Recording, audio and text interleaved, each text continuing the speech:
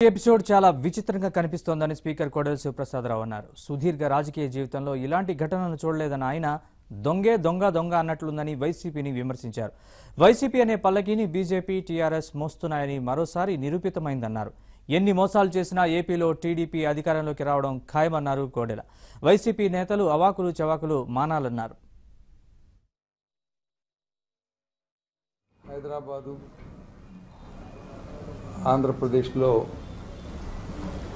ఈ cyber crime data చౌర్యం నాకు చాలా విచిత్రం అనిపిస్తుంది.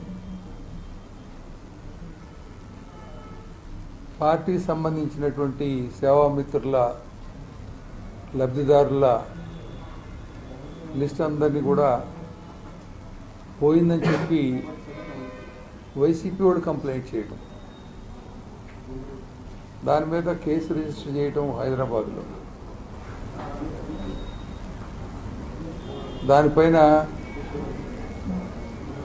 అరెస్టులు చేసి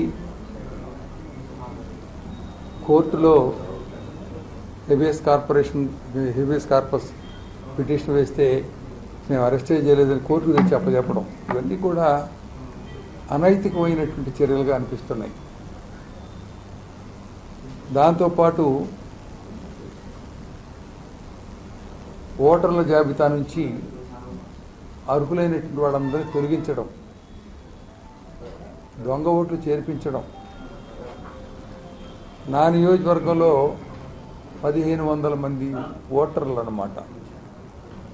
అవి కూడా ఎవరు నా ఓటు తీసేయమని వైసీపీ వాళ్ళు పెడుతున్నారు.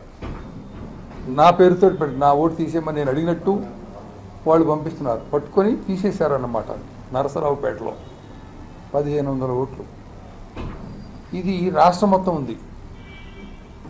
తర్వాత మా ఓట్లు తీసేస్తున్నారని ఉల్టా చోరు కొత్త వాళ్ళు కూడా అంటే అన్నట్టుగా దొంగతనం చేసినాడు పట్టుకొని దొంగని అరిచినట్టుగా